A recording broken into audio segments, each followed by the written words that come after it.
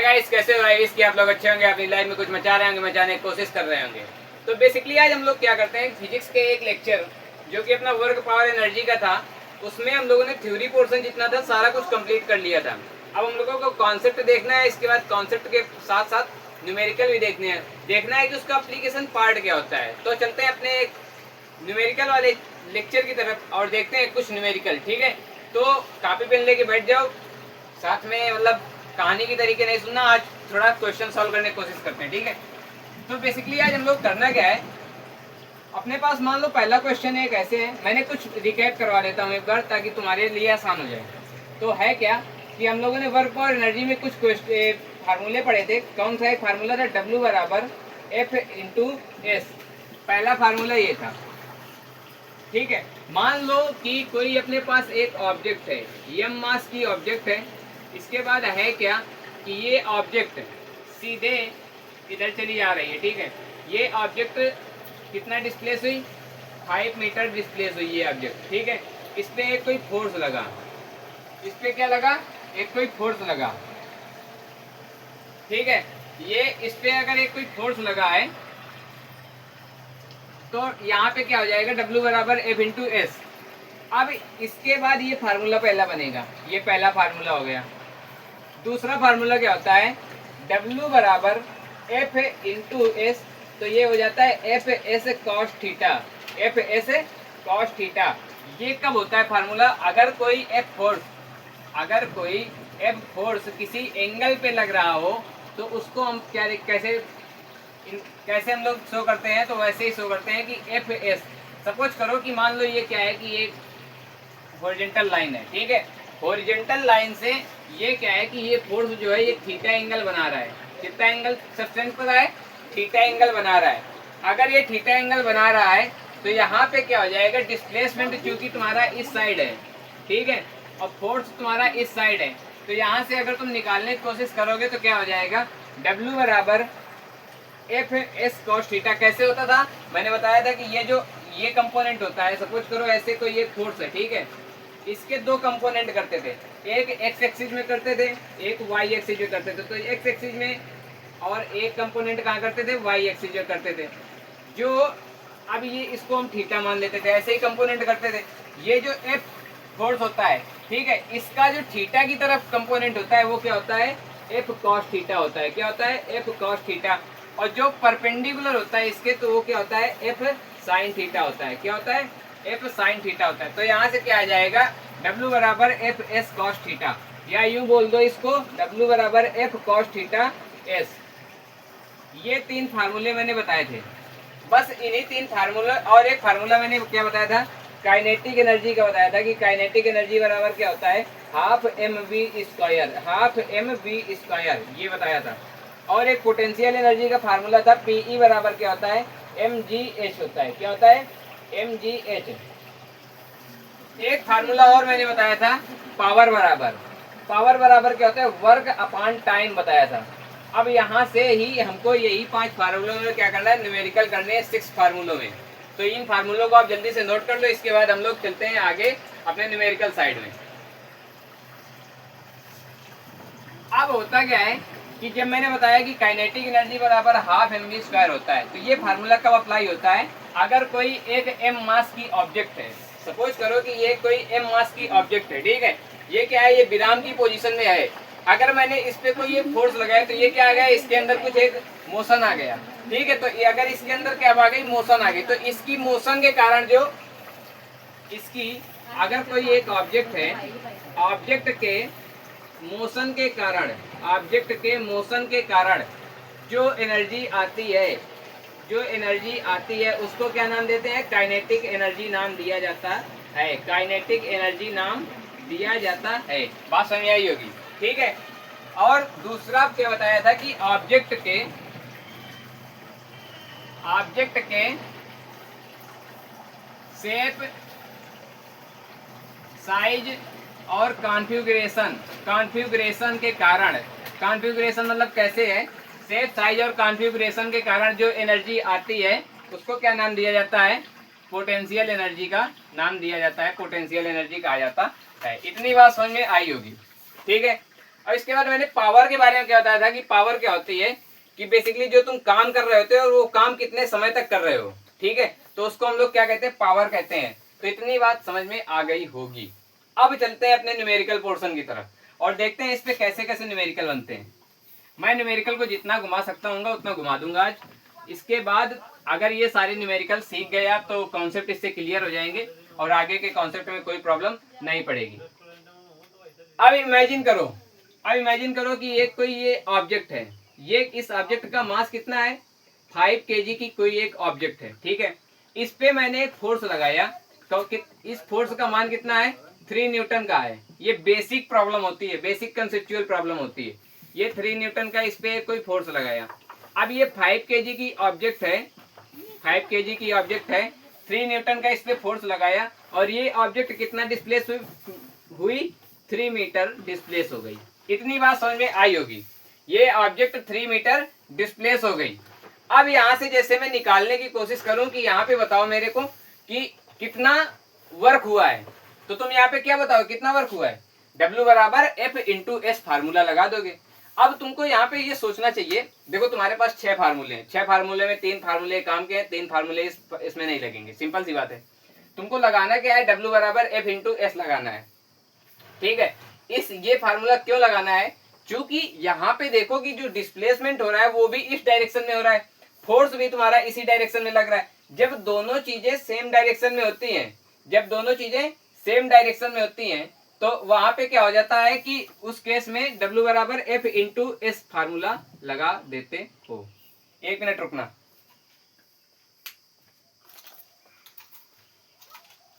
तो W बराबर F S formula लगा देते हो, क्योंकि F भी तुम्हारा एक डायरेक्शन में है, S भी तुम्हारा उसी डायरेक्शन में है, तो वहां पे कोई एंगल नहीं बन रहा है। एंगल बन रहा है क्या भाई, नहीं बन रहा है ना। फोर्स भी ऐसे है, ठीक है, फोर्स भी ऐसे है, डिस्प्लेसमेंट भी ऐसे ही है, तो यहाँ पे कौन सा एंगल है, कुछ नहीं है ना। इस वाले डिस्प्लेसमेंट को सपोज करो इसको उठा के इसी के ऊपर पटक दो तो क्या हो जाएगा, इनके बीच में एंगल कितना हो जाएगा, 0 हो जाएगा। तो वहां पे जब कोई एंगल ही नहीं बन रहा है तो वहां पे एफ एस कॉस थीटा लगाओगे तो कॉस 0 की वैल्यू कितनी होती है, 1 होती है, तो वहां से एफ एस नहीं आ जाएगा क्या, सिंपल सी बात है, लॉजिक लगाओ बस काम करो, ठीक है। तो यहाँ पे क्या हो जाएगा, W बराबर एफ कितना है, 3 न्यूटन का है, ठीक है, इंटू डिस्प्लेसमेंट कितना है, 3 मीटर का है। इतनी बात समझ में आई।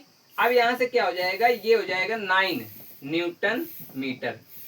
ये क्या निकल के आया है, ये निकल के आया है तुम्हारे पास वर्क। और इसी को हम लोग, जो न्यूटन मीटर इसकी यूनिट निकल के आती है, इसको हम लोग क्या नाम दे देते हैं, जूल नाम दे देते हैं। क्या नाम दे देते हैं, जूल। तो यहाँ से W बराबर क्या निकल के आएगा, 9 जूल निकल के आया। क्या निकल के आया, 9 जूल। इतनी बात समझ आई। अगर ये बात समझ में आ गई है तो बस इसी के साथ अगले क्वेश्चन में हम लोग मूव करते हैं और देखते हैं अपने अगले क्वेश्चन को, ठीक है। तो ऐसे क्वेश्चन आते हैं, ठीक है, ये बेसिक क्वेश्चन था। अब इसी क्वेश्चन को लैंग्वेज में कैसे बताएगा, लैंग्वेज में बता देगा कि एक कोई 5 kg की ऑब्जेक्ट है, उस पे क्या हुआ कि एक आदमी ने पीछे से 3 न्यूटन का फोर्स लगाया, जिससे क्या हुई कि वो 3 मीटर डिस्प्लेस हो गई। तो बताओ आदमी ने कितना वर्क किया ऑब्जेक्ट पे, तो क्या लगाओगे, W बराबर एफ एस लगा देना, काम हो जाएगा पूरा, ठीक है। अगले क्वेश्चन पे चलते हैं। अगला क्वेश्चन क्या कहता है, ध्यान से सुनना मेरी बात को। अगला क्वेश्चन कहता क्या है कि मैं एक टॉपिक पे क्या है कि 4-5 क्वेश्चन समथिंग लूंगा, ठीक है। अगला क्वेश्चन क्या है, फिर से मैंने बात की वही बात, जैसे ये 5 kg का एक कोई ऑब्जेक्ट है, ठीक है, यहाँ पे ऑब्जेक्ट है मान लिया। ये क्या है कि ये ऐसे ही हॉरिजॉन्टल में ऐसे ही रखा हुआ है, ठीक है, रख दिया मैंने ऑब्जेक्ट को। अब यहाँ पे क्या है कि ये फिर से 5 kg का वही ऑब्जेक्ट है, ठीक है। मैंने इस पे अभी कुछ किया नहीं है, ध्यान से मेरी बात को। ये क्या हुआ कि इसका डिस्प्लेसमेंट कितना हुआ, S बराबर 3 मीटर हुआ, ठीक है, कोई बात नहीं, ये भी हो गया, डिस्प्लेसमेंट हो गया। अब ध्यान से सुनना, ये मैं क्या लगा रहा हूँ, एक फोर्स लगा रहा हूँ। क्या लगा रहा हूँ, एक फोर्स लगा रहा हूँ। अगर मैं इस पे एक फोर्स लगा रहा हूँ और ये क्या है कि इसके साथ अगर इसको ऐसे आगे बढ़ा दो और इसको भी ऐसे ही आगे बढ़ा दो पीछे की तरफ थोड़ा, तो ये क्या हो जाएगा, ये इससे थीटा एंगल सस्टेंट कर लेगा। अब मैंने क्या किया कि यहाँ पे थीटा एंगल बना दिया है। इस थीटा की वैल्यू मान लो क्या है कि 30 डिग्री है। कितनी है, 30 डिग्री है, ठीक है। तो अगर 30 डिग्री है तो मैं तुमसे पूछूं कि बताओ इस पे वर्क डन कितना हुआ है, वर्क डन कितना हुआ है। तो सबसे पहली बात अगर मैं पूछूं then what is work done on this 5 kg object. ये तुमसे वर्क डन पूछ रहा है। अब तुमसे वर्क डन बताना है तुमको। इजी है सोचना। देखो कोई भी क्वेश्चन करो, न्यूमेरिकल करो, वही कॉन्सेप्ट मैं पढ़ा के आया हूँ। मैं क्या करूंगा, मैंने बताया था तुमको कि अगर वर्क डन ऐसे सिनेरियो में निकालना होता है तो हम लोग क्या करते हैं, कंपोनेंट करते हैं। कंपोनेंट करना क्यों जरूरी होता है, जैसे सपोज करो कि कोई एक ऑब्जेक्ट है वो किसी एंगल पे जा रही है, तो तुम एंगल पे कोई चीज नहीं निकाल सकते हो, तुमको निकालना पड़ेगा एक्स एक्सिस वाई एक्सिस। अगर कोई चीज एंगल में है, जैसे सपोज करो यहाँ पे देख लो, जैसे एक कोई ऑब्जेक्ट है, वो क्या है कि वो किसी एंगल पे है, वो किसी एंगल पे तभी जा सकती है जब पे उस पे एक्स में कोई फोर्स लग रहा हो, वाई पे कोई फोर्स लग रहा हो। ऐसे ऐसे सोचो कि जैसे ये कोई एक ऑब्जेक्ट है, इस पे मैं क्या करूं कि इसको मैं आगे की तरफ धक्का दूं और एक पीछे से आए इसको ऊपर की तरफ धक्का देने लगे, तो ये ऑब्जेक्ट ना तो आगे जाएगी ना तो ऊपर जाएगी, ये ऑब्जेक्ट किधर जाएगी, इधर की ओर चली जाएगी, तो ये किसी एंगल की तरफ जाएगी। ठीक है, अब देखो होता क्या है कि तुमने भी देखा होगा कि ये किस किस डायरेक्शन में ज्यादा जाएगी। जैसे यहाँ पे देखो, यहाँ पे तुम्हारे उसमें क्या दिख रहा होगा, यहाँ पे ये ऑब्जेक्ट, जैसे सपोज करो कि ये मान लो कोई एक ऑब्जेक्ट थी, ठीक है, छोटी सी ऑब्जेक्ट थी, इस पे मैंने कोई फोर्स लगाया था, लगा दिया था। इस पे जब मैंने एक्स की तरफ भी फोर्स लगाया और ऊपर की तरफ भी फोर्स लगाया, तो ये ऑब्जेक्ट बीच से जाने लगी। ये बीचों बीच नहीं जा रही है बिल्कुल, ये ऑब्जेक्ट क्या है कि इन दोनों एक्सिस के बीच से ऐसे जाने लगी। लेकिन यहाँ पे तुमको देख रहा होगा कि ये ऑब्जेक्ट इस वर्टिकल एक्सिस के पास से ज्यादा जा रही है। तो अगर ये वर्टिकल एक्सिस के पास से ज्यादा जा रही है इसके कंपैरिजन में, तो इसका मतलब होता है कहीं ना कहीं वो इधर की तरफ झुकी हुई है, ये वाला फोर्स की वैल्यू ज्यादा है। समझ में आई बात? जिस फोर्स की वैल्यू ज्यादा होती है ऑब्जेक्ट उसी के पास से निकलती है। ठीक है, इतनी बात समझ में आई होगी। तो अब यहाँ पे करते क्या है, हम लोग ऐसे करेंगे कि ये 5 kg की ऑब्जेक्ट है, ठीक है, मान लेंगे 5 kg की ऑब्जेक्ट है। इस पे हम लोग क्या करेंगे, एफबीडी बनाएंगे। एफबीडी करने का मतलब होता है free body diagram. Free body diagram का मतलब होता है कि ऑब्जेक्ट में जितने फोर्स लग रहे हैं उनको सबको दिखा दो, या एफबीडी ना बनाना हो ना बनाओ, ठीक है, तुम केवल इतना देखो कि ये 5 kg की एक ऑब्जेक्ट है, इस पे एक कोई फोर्स लग रहा था एफ, ऐसे लग रहा था, ये हॉरिजॉन्टल से एंगल बना रहा था 30 डिग्री, ठीक है, बना रहा था। अब एक बात बताओ, इसके दो कंपोनेंट होंगे, एक ये थीटा की तरफ होगा और एक परपेंडिकुलर होगा थीटा से। तो जो थीटा की तरफ होगा वो क्या होगा, एफ कॉस थीटा होगा, एफ कॉस 30 डिग्री होगा। बताओ इतनी बात समझ में आई? और जो परपेंडिकुलर होगा वो क्या होगा, वो होगा F sine 30 degree, F sine 30 degree होगा। इतनी बात समझ में आई? कोई प्रॉब्लम इतने में? बताओ। अगर अब देखो तुमसे क्या पूछ रहा है, डिस्प्लेसमेंट के अलोंग कितना वर्क हुआ है। यहाँ पे क्या है कि what is work done on this 5 kg object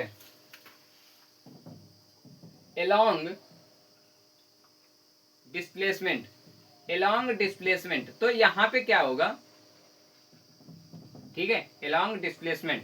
तो यहाँ पे क्या होगा कि हमको डिस्प्लेसमेंट के अलोंग वाला ही फोर्स निकालना पड़ेगा, डिस्प्लेसमेंट के अलोंग वाला ही फोर्स निकालना पड़ेगा। तो ये क्या हो जाएगा, एफ कॉस 30 डिग्री, और इसके बाद इसी वाले फोर्स को इंक्लूड करेंगे और यहाँ से क्या करेंगे, अब वर्क डन निकालेंगे। तो कहने का मतलब है कि वर्क डन अगर निकालने जाओगे, क्या निकालने जाओगे, वर्क डन निकालने जाओगे, तो क्या निकल के आएगा, वर्क डन बराबर क्या होता है, एफ इंटू एस होता है ना, फोर्स इंटू डिस्प्लेसमेंट होता है। अब यहाँ पे फोर्स कितना दिया है, फोर्स दिया है एफ कॉस 30 डिग्री, क्योंकि डिस्प्लेसमेंट के अलोंग वही फोर्स है, तो एफ कॉस 30 डिग्री लिख देंगे, ऐसे लिख देंगे। इतनी बात समझ आई? डिस्प्लेसमेंट कितना है, 3 मीटर है, तो इसको डिस्प्लेसमेंट ऐसे लिख देंगे। अब यहाँ से देखो एफ कॉस 30 डिग्री, एफ कितना था, एफ हमको नहीं पता था, तो मान लेते हैं एफ नहीं पता था, तो हम क्या कर लेते हैं, अज्यूम कर लेते हैं कि यहाँ पे एफ हो जाएगा 5 न्यूटन, या एफ मान लेते हैं 2 न्यूटन दिया है, सपोज करो एफ क्या है, 2 न्यूटन है, ठीक है।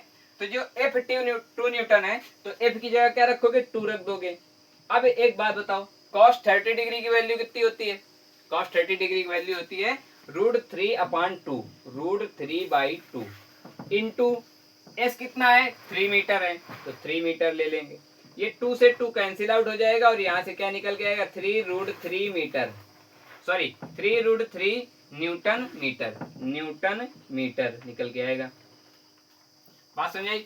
या इसको यूं बोल दो कि ये क्या लिखा है, जूल लिखा है, आर 3√3 जूल, ये भी तो बोल सकते हो। तो ये हो जाएगा तुम्हारे पास work done. So work done कितना निकल के आया, वर्क डन निकल के आया, वर्क डन कितना निकल के आया 3√3 जूल निकल के आया वर्क डन। बस ऐसे करना होता है। ये क्वेश्चन था किसी एंगल पे जब कोई सवाल दिया हो। एक एंगल वाला चलो और ले लेते हैं, ठीक है। तो अब देखो इसमें और क्वेश्चन क्या पूछ सकता है कि बताओ mg का वर्क डन बताओ, mg का वर्क डन बताओ, mg का वर्क डन बताओ, ये पूछेगा। mg कहाँ लगेगा, ये 5 kg पर ऑब्जेक्ट है जो, इस पे mg कहाँ लगता है, बेसिकली mg फोर्स कहाँ लगता है। जैसे कोई ये 5 kg की ऑब्जेक्ट है, इसको मैंने ऊपर से ऐसे गिराया तो mg कहाँ लगा, नीचे की ओर लगा। जब mg नीचे की ओर लगा, mg क्या होता है, धरती जिस फोर्स से किसी ऑब्जेक्ट को अपनी तरफ खींचती है उसी फोर्स को तो mg नाम देते हैं। तो यहाँ पे क्या हो जाएगा, इस फोर्स पे देखो, अब इसी को फिर से एक बार ड्रा करो कि ये 5 kg की ऑब्जेक्ट थी, ठीक है, इस पे कोई एक फोर्स ऐसे लग रहा था। अब जिस फोर्स की बात हो रही हो, ध्यान से मेरी बात को सुनने की कोशिश करना। देखो यहाँ पे mg के फोर्स की बात हो रही है, तो यहाँ फोकस करो सिर्फ mg पे। यहाँ पे तुमको ये फला फला फोर्स नहीं दिखाने होते हैं कि ये 2 न्यूटन का, ये cos 30 वगैरह, ये कुछ ना दिखाओ। ये दिखाने से कोई मतलब नहीं होता। जिसके वर्क डन की बात कर रही होती है सिर्फ फोकस उसके वर्क डन पे करना होता है, अदरवाइज और किसी के वर्क डन पे नहीं करना होता है। तो यहाँ पे mg का वर्क डन पूछ रहा है ना, तो mg पे फोकस करो। तो यहाँ पे mg क्या होगा कि mg फोर्स नीचे की ओर लगेगा, ठीक है, लगेगा नीचे की ओर, स्टेप लग गया। इसका डिस्प्लेसमेंट कहाँ की ओर हुआ है, आगे की ओर हुआ है। डिस्प्लेसमेंट कितना हुआ है 3 मीटर हुआ है। mg फोर्स नीचे की ओर लगा है, mg फोर्स अगर नीचे की ओर लगा है, mg कितना है यहाँ पे 5 kg है, m कितना है 5 kg है ना। तो यहाँ पे mg कितना हो जाएगा, m की जगह 5 kg रख दोगे, g की जगह क्या रख दो 10 मीटर पर सेकेंड स्क्वायर रख दोगे। देखो ये 10 मीटर पर सेकेंड स्क्वायर, 10 जो होगा वैल्यू इसकी गिवन होगी, ये तो 9.8 दी गई होगी, g की वैल्यू ये तो 9.8 दी गई होगी या तो 10 दी गई होगी, तो अपने हिसाब से रख लेना, ठीक है। तो अब इसके बाद होता क्या है कि यहाँ से क्या हो जाएगा 10⁻50 किलोग्राम मीटर पर सेकेंड स्क्वायर, या इसको क्या बोल देते हैं न्यूटन भी बोल देते हैं। तो यहाँ से क्या हो जाएगा, फोर्स क्या निकल के आएगा 50 न्यूटन निकल के आएगा, ठीक है। कहने का मतलब है इस पे नीचे की ओर 50 न्यूटन का फोर्स लग रहा था जो mg लगा रही थी, ठीक है। डिस्प्लेसमेंट इसका 3 मीटर का है, किस डायरेक्शन में, इस डायरेक्शन में। अब एक बात बताओ, डिस्प्लेसमेंट इसका ऐसे है, mg नीचे फोर्स ऐसे लगा रही थी बिल्कुल परपेंडिकुलर, इनके बीच में एंगल कितना बन रहा है 90 डिग्री का बन रहा है।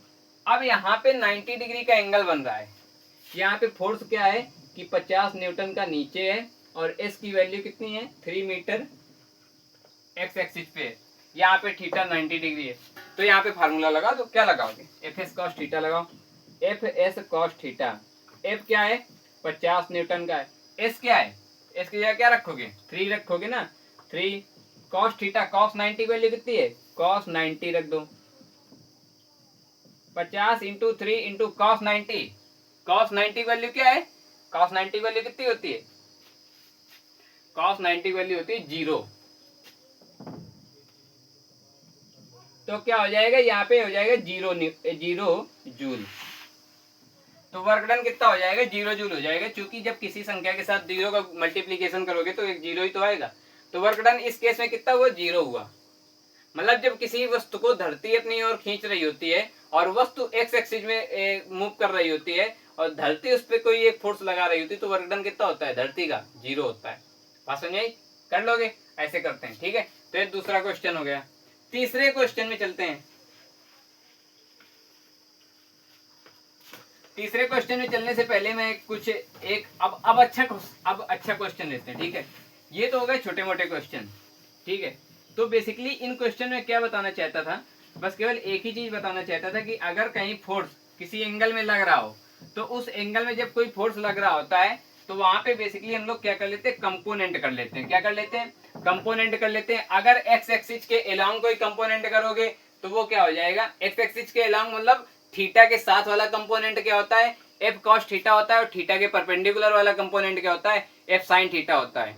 और जरूरत के हिसाब से अपना फार्मूला लगा देते हो। अगर तुमको कहीं पूछे कि डिस्प्लेसमेंट के अलोंग वर्क डन बताओ तो वहां पे क्या लगाओगे, F cos theta into S लगा दोगे। अगर तुमसे कहीं पूछे कि मान लो कि डिस्प्लेसमेंट और जो परपेंडिकुलर फोर्स निकल के आया है उनके बीच में वर्क डन बताओ, तो उनके बीच में वर्क डन बता देना। उनके बीच में वर्क डन सिंपल सी बात है, निकल जाएगा। क्योंकि देखो ऐसे समझो ना,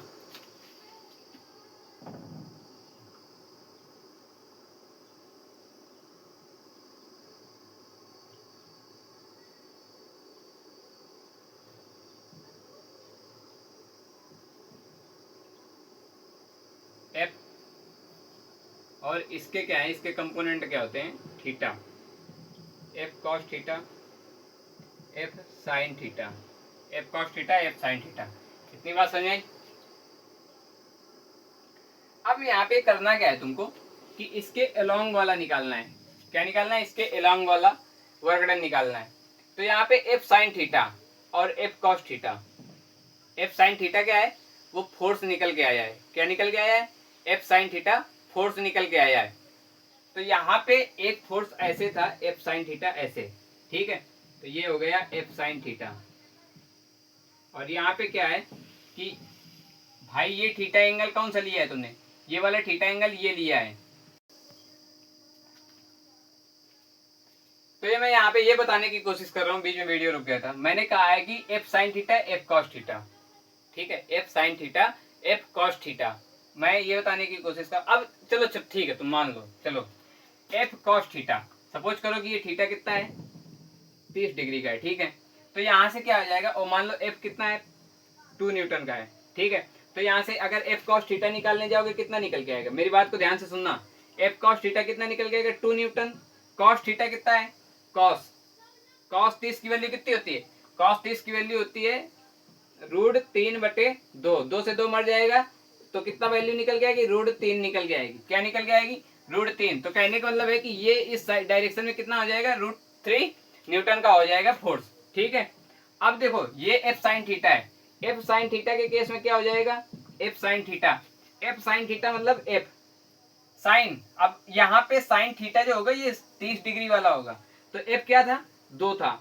और इसके बाद साइन 30 की वैल्यू कितनी होती है, 1/2 होती है। 1/2 से 1/2 खत्म हो जाएगा। बोले तो ये क्या निकल के आएगा, 1 न्यूटन निकल के आएगा। तो एफ साइन थीटा की वैल्यू क्या हो गई, 1 न्यूटन हो गई। एफ कॉस थीटा की वैल्यू क्या हो गई, √3 न्यूटन हो गई, ठीक है। एफ साइन 30 की वैल्यू 1/2 होती है ना, साइन 30 की वैल्यू कितनी होती है, 1/2 होती है।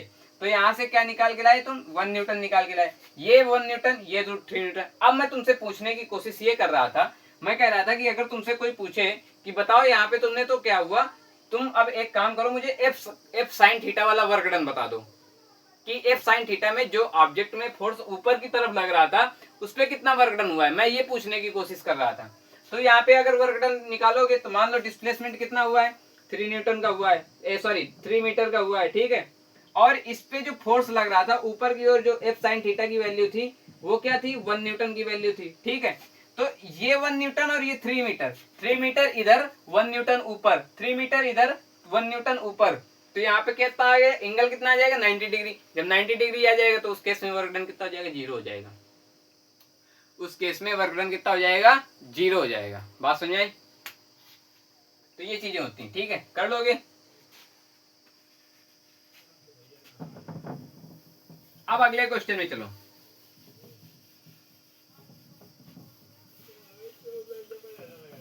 अब देखो अगले क्वेश्चन में क्या बोलता है। अगले क्वेश्चन में सपोज करो कि एक कोई, अब मैं एक सिनेरियो देता हूँ, ठीक है। ये अपने पास एक सिनेरियो है, ये सिनेरियो है, ठीक है। यहाँ पे क्या है कि m बराबर दिया है 2 किलोग्राम।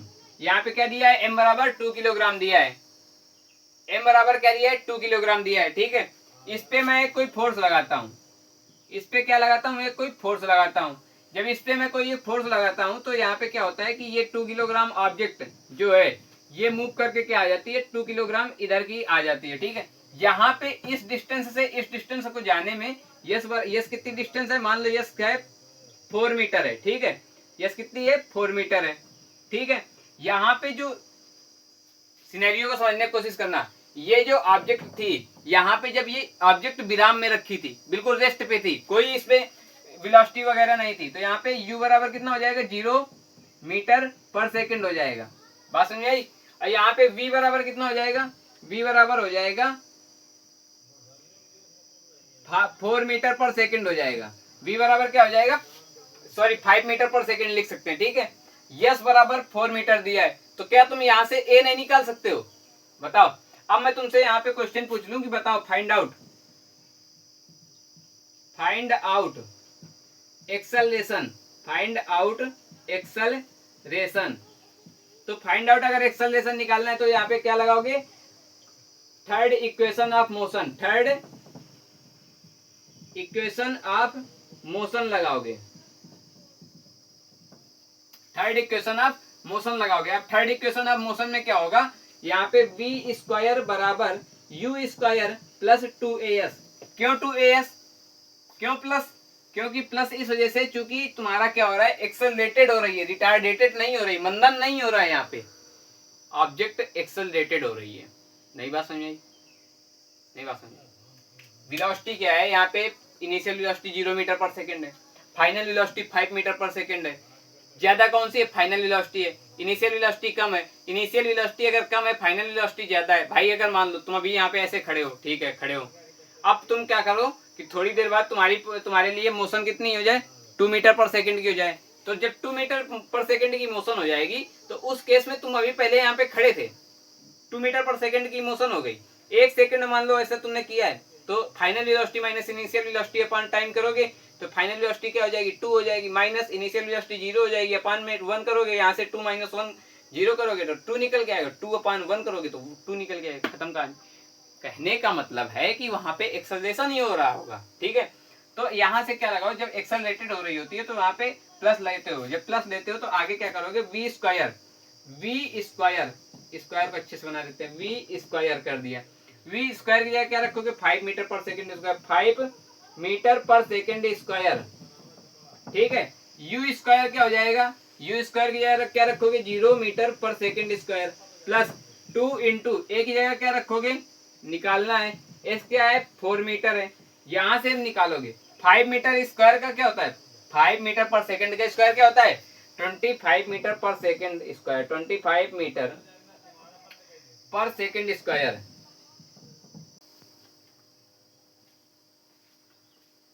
तो बेसिकली अभी वगैरह यार वीडियो रुक गया था, ठीक है, बीच में होता क्या है कि स्पेस ना होने की वजह से वीडियो रुक जाता है। तो आज मैंने स्पेस सारा मतलब खाली कर दिया, सब कुछ सारा स्पेस है, फिर भी यार पता नहीं क्या होता है कि मैंने बेफालतू की वीडियो वगैरह सब डिलीट कर दी हैं, फिर भी पता नहीं क्या होता है, ठीक है। तो लास्ट वाला जो मैं बीच में पढ़ा रहा था वो रिकॉर्डिंग नहीं हो पाई थी, तो यहाँ से चलते हैं। बेसिकली हुआ क्या है, देखो मैं एक बार फिर से समझा देता हूँ। मैंने कहा कि एक कोई मास 2 kg की एक ऑब्जेक्ट है, उस पर मैं कोई 0 मीटर पर सेकेंड का क्या इनिशियल वेलोसिटी है, डिस्प्लेसमेंट कितना हुआ है 4 मीटर हुआ है, फाइनल वेलोसिटी कितनी है 5 मीटर पर सेकेंड है, 2 किलोग्राम की ये ऑब्जेक्ट है। तो यहाँ से मैंने क्या किया, फाइंड आउट एक्सेलरेशन पहले पूछा, तो यहाँ पे तुमने क्या किया, थर्ड इक्वेशन ऑफ मोशन लगाया, तो V square is equal to U square plus 2as किया। तो वी स्क्वायर की जगह कितना रखोगे 5 मीटर पर सेकेंड का स्क्वायर रखोगे, ठीक है। यू स्क्वायर की जगह 0 मीटर पर सेकेंड का स्क्वायर रखोगे प्लस 2a इंटू 4 मीटर कर दोगे, यस की जगह क्या रखोगे 4 मीटर रख दोगे। यहाँ से कि ये सब निकल के आया, स्क्वायर किया तो 25 आया, स्क्वायर किया तो 0 आया, और ये सब क्या हुआ मीटर पर सेकंड का स्क्वायर करोगे तो metre square upon second square आ जाएगा, metre square upon second square आ जाएगा प्लस और 8 मीटर ए आ जाएगा। यहाँ से अगर इसको माइनस में लेके आए तो यहाँ से क्या हुआ 25 metre square upon second square हुआ, और यहाँ से is equal to 8 metre A आ गया, ठीक है। अगर ए की वैल्यू निकालना चाहोगे तो क्या हो जाएगा 25 metre square upon second square upon में 8 मीटर आ जाएगा, मीटर से मीटर कैंसिल आउट हो जाएगा, ए बराबर क्या हो जाएगा 25/8 मीटर पर सेकंड स्क्वायर हो जाएगा। इतनी बात समझ में आई होगी। तो यहाँ पे मैंने एक्सेलरेशन लिख दिया 25/8 मीटर पर सेकंड स्क्वायर। अब यहाँ से मैं क्या निकालना चाहता हूँ, फोर्स निकालना चाहता हूँ। फोर्स इज इक्वल टू क्या होता है, मास इंटू एक्सेलरेशन होता है। मास क्या दिया है 2 किलोग्राम, एक्सेलरेशन क्या है 25/8 मीटर पर सेकंड स्क्वायर। तो यहाँ से फोर्स कितना निकल के आ जाएगा 25/4 किलोग्राम मीटर पर सेकंड स्क्वायर और 25/4 4 न्यूटन निकल के आ जाएगा। ठीक है, तो यहाँ से अब मैं वर्क डन निकाल सकता हूँ फोर्स इंटू डिस्प्लेसमेंट, ऐसे ऐसे निकाला तो 25 newton into metre, that means W बराबर 25 जूल निकल के आया वर्क डन। इतनी बात समझ में आई होगी, एक बार देख लो, स्क्रीनशॉट ले लो, जैसा जो कुछ है, फिर अगले वाले क्वेश्चन में चलते हैं।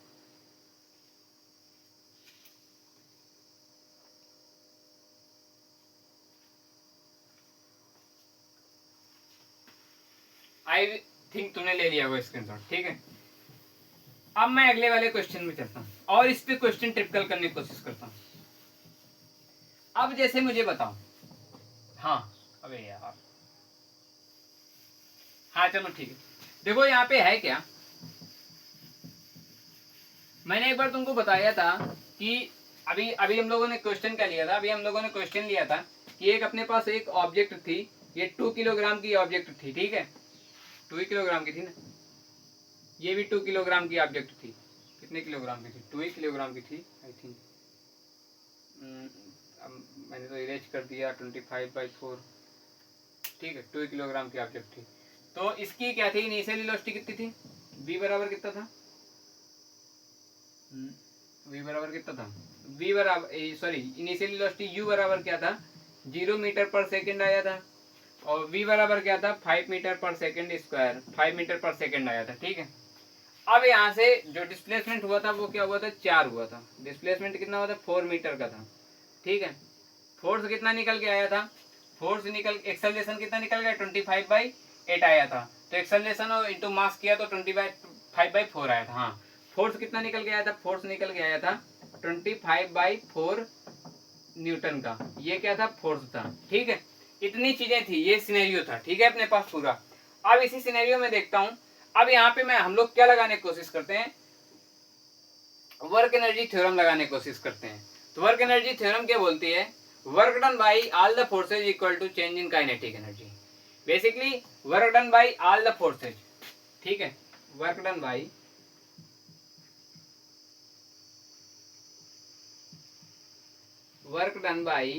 All forces is equal to change in kinetic energy, is equal to change in kinetic energy.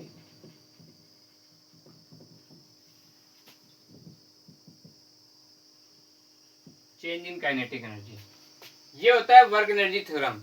इसको आप नोट कर लो, मैंने बताया भी था कि work done by all forces equal to change in kinetic energy. अब यहाँ ध्यान से सुनना, यहाँ पे कितने फोर्स काम कर रहे हैं? कितने दिखाई दे रहे हैं? एक मिनट रुको, कितने दिखाई दे रहे हैं फोर्स?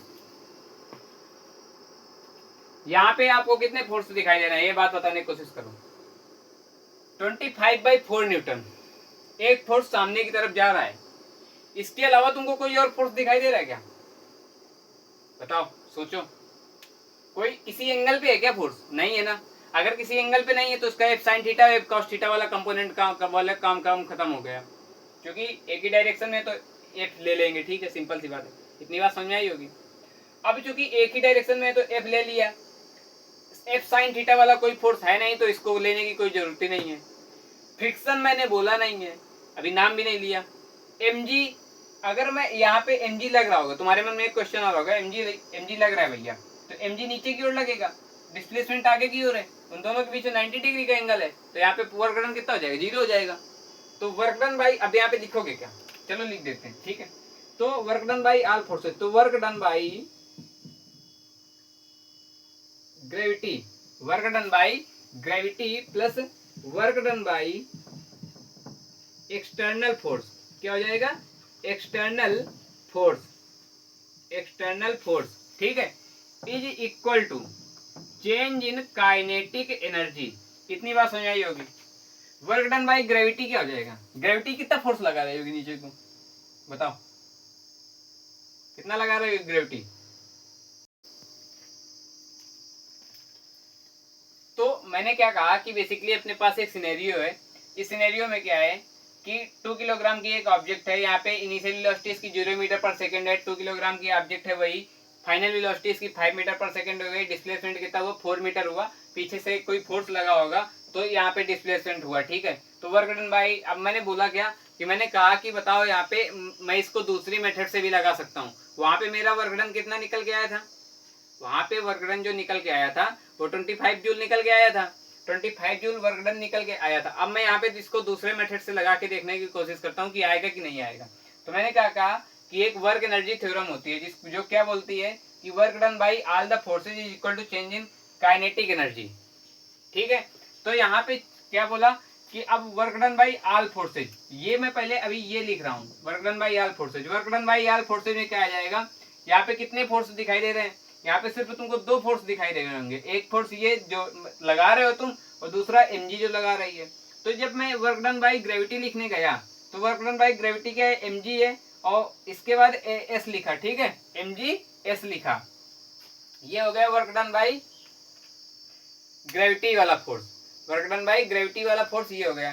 ठीक है, लेकिन एक बात याद रखना, mgs तो लिख दिया मैंने, यहाँ पे मेरे को कॉस थीटा भी लिखना चाहिए, कॉस थीटा। ठीक है, अब इसके बाद हुआ क्या, work done by external force क्या हो जाएगा, F S is equal to change in kinetic energy, change in kinetic energy हुआ। ठीक है, चेंज इन काइनेटिक एनर्जी। अब यहाँ पे क्या हुआ, mgs, mg क्या है, m की वैल्यू कितनी है 2, g की वैल्यू कितनी है 10 मान लो, s की वैल्यू कितनी है 4 है, cos 90, cos 90 कितना होता है, cos 90 होता है cos थीटा, cos 90 हो जाएगा, क्योंकि इस पे डिस्प्लेसमेंट इधर है, फोर्स इधर लग रहा है, तो क्या हो जाएगा 90 डिग्री का एंगल हो जाएगा, ये हो जाएगा। इसके बाद फोर्स क्या हो जाएगा, ये फोर्स है 25/4। ठीक है, डिस्प्लेसमेंट कितना है 4 है, is equal to change in kinetic energy, change in kinetic energy मतलब फाइनल काइनेटिक एनर्जी। तो kinetic energy final minus kinetic energy initial, इतनी बात समझ आई होगी, काइनेटिक एनर्जी इनिशियल। अब यहाँ से क्या हुआ कि ध्यान से देखना मेरी बात को, यहाँ से मैंने लिखा 2 इंटू 10 इंटू 4, कॉस 90 की वैल्यू कितनी होती है 0 होती है, लिख दिया 0, प्लस ये 4 से 4 कैंसिल आउट हो जाएगा, 25 आ जाएगा। ठीक है, is equal to kinetic energy final क्या हो जाएगी, फाइनल काइनेटिक एनर्जी होती है हाफ एम वी फाइनल का स्क्वायर।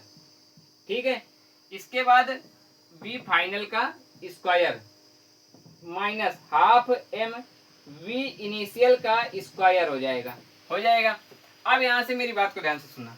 ठीक है, यहां से तुम क्या कर सकते हो, हाफ एम कॉमन कर सकते हो, कर सकते हो ना, कर सकते हो।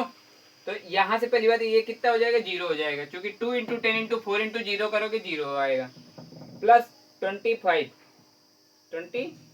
आया 25 इज इक्वल टू कितना हो जाएगा, हाफ एम कॉमन कर लो, V final square minus V initial का स्क्वायर।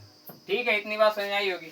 अब इसी चीज को यहाँ पे लिखो, 0 प्लस 25 क्या हो जाएगा 25 हो जाएगा ना, लिख दिया। हाफ एम की जगह क्या रखोगे, कहाँ है एम 2 किलोग्राम, तो ये रख देना। ठीक है, वी फाइनल कितना है, वी फाइनल कितना है 5 मीटर पर सेकेंड, यहाँ पे है ना 5 का स्क्वायर करो। ठीक है, माइनस वी फाइनल का स्क्वायर है ना, तो ये किया, माइनस वी इनिशियल का स्क्वायर कितना हो जाएगा 0 का स्क्वायर, वी इनिशियल का स्क्वायर कितना हो जाएगा 0 का स्क्वायर हो जाएगा। इतनी बात समझ आई होगी। बताओ यहाँ से क्या निकल के आएगा, 25 is equal to half into 2। अब इसके बाद ये क्या हो जाएगा 25 माइनस 0, अब यहाँ से 2 से 2 मर जाएगा, 25 इज इक्वल टू, ये 25 में 0 गया कितना आएगा 25, LHS is equal to RHS आ रहा है, LHS is equal to RHS आ रहा है, ये निकल के आया। तो कहने का मतलब है कि जो हमने वर्क डन निकाला था 25 जूल, ये निकल के आया था, और यही वर्क डन तुम्हारे पास ये चेंज इन काइनेटिक एनर्जी भी आ गया। तो कहने का मतलब है वही तो मैंने लिखा था कि work done by all forces is equal to change in kinetic energy, वही तो आ रहा है, work done by all forces is equal to change in kinetic energy. तो ये थ्योरम भी मैंने वेरीफाई कर दी। तो यहाँ से ऐसे निकाल सकते हो। अब जैसे यहाँ से तुमको क्वेश्चन में क्या पूछ सकता था, यहाँ से पूछ लेता कि फाइनल वेलोसिटी निकालो, तो फाइनल वेलोसिटी निकालने के लिए अब दो रास्ते थे। एक रास्ता क्या घूम के जाता था, पहले एक्सेलरेशन निकालते, पहले क्या निकालते वर्क डन निकालते, फिर फोर्स निकालते, फिर वहां से एक्सेलरेशन निकालते, फिर इसके बाद वहां से मतलब मोशन वाले चैप्टर के इक्वेशन से निकालने जाते, वगैरह वगैरह करके ये निकालते। दूसरा क्या था वो लेंदी मेथड था। दूसरा क्या था, सिंपल सी बात है, work done by all forces is equal to change in kinetic energy करते, और इतना तो करके ला ही थे। अब यहाँ पे जहाँ पे वी फाइनल निकालना था उस जगह वी फाइनल रख देते, वी फाइनल का स्क्वायर माइनस वी इनिशियल का स्क्वायर, वी इनिशियल तो 0 था तो वी फाइनल का स्क्वायर। तो अब यहाँ से तुम आराम से निकाल लेते, क्या निकल के आ जाता। अब जैसे सपोज करो इसी जगह मान लो मेरे को वी फाइनल नहीं पता है, तो मैं क्या करता हूँ कि वी फाइनल की जगह मैं क्या लिख देता हूँ, ऐसे लिख देता हूँ, ठीक है, वी फाइनल, ठीक है। तो यहाँ पे क्या हो जाएगा, वी फाइनल ही हो जाएगा, वी फाइनल हो जाएगा, ठीक है, वी फाइनल हो जाएगा। अब यहाँ से क्या हो जाएगा, ये 2 से 2 तो मर जाएगा, ठीक है, ये ऐसे करते हैं, इसको इसको इतना साफ कर देते हैं, ठीक है। अब हुआ क्या, मैं इस वजह से साफ कर रहा हूँ कि बात मेरे को वी फाइनल निकालनी है, इसी क्वेश्चन में वी फाइनल निकालने की कोशिश कर रहा हूँ, ठीक है। तो वी फाइनल का स्क्वायर माइनस 0 हो जाएगा, इतनी बात समझ आ गई होगी। अब वी फाइनल का स्क्वायर क्या हो जाएगा, 25 is equal to V final का स्क्वायर माइनस 0 करोगे तो उतना ही आएगा ना। तो वी फाइनल क्या निकल के आएगा, रूट के अंदर 25, तो वी फाइनल क्या हो जाएगा 25, मतलब कहने का कि 5 मीटर पर सेकंड निकल के आएगा। तो वी फाइनल क्या निकल के आया, 5 मीटर पर सेकंड, वी फाइनल यही तो निकल के आ रहा था। ऐसे करते हैं किसी क्वेश्चन को, इतनी बात समझ आई होगी, ठीक है। तो ये होते हैं क्वेश्चन, देख लो एक बार, स्क्रीनशॉट ले लो, सारे टाइप के क्वेश्चन करा दिए तुमको, ठीक है। कितना भी कठिन सिनेरियो दे, सारे टाइप के क्वेश्चन करा दिए, बस तुमको डरना नहीं है, बस तुमको जो चीजें बताई है मैंने वो चीजें फॉलो करनी है। इसके बाद क्वेश्चन आसान आराम से बन जाएंगे, तुम इसमें परेशान होने की जरूरत नहीं है। 9th में हो ना, अभी इतने क्वेश्चन हार्ड नहीं है। ये जो मैं क्वेश्चन लास्ट वाला करा रहा हूँ ना, ये क्वेश्चन जे मेंस का आया वो क्वेश्चन है, ठीक है, जे मेंस का क्वेश्चन है। हो सकता है ये तुम्हारे 9th वाले जो ओलंपियाड होते हैं उसमें क्वेश्चन आया होगा, ठीक है। तो ओलंपियाड में कि ऐसे ही टाइप के क्वेश्चन आते हैं, ज्यादा हार्ड ओलंपियाड नहीं आते हैं, ठीक है, इतना भी नहीं आता। मतलब देखो होता क्या है कि जब तुम 9th पढ़ रहे हो तो तुम, चूंकि तुम्हारे आसपास का जो इन्वायरमेंट होता है वो तुमको आगे के बारे में कुछ नहीं बताता है, समझ रहे बात को। तुम्हारे आसपास के एनवायरनमेंट में किसी के मुंह से तुमने ये नहीं सुना होगा कि ओलंपियाड नाम की भी कोई चीज होती है। बाय द वे सुना हो तो सुना हो, नहीं तो 9th में कोई नहीं बताता कि ओलंपियाड नाम की भी चीज होती है। तुम्हारे माइंड में सिर्फ इतनी चीज बनी होती है कि यार, तुम्हारे माइंड में सिर्फ एक चीज बनी होती है कि हाँ हम लोगों को 9th पढ़ना है, 9th में क्लास टॉप करना है।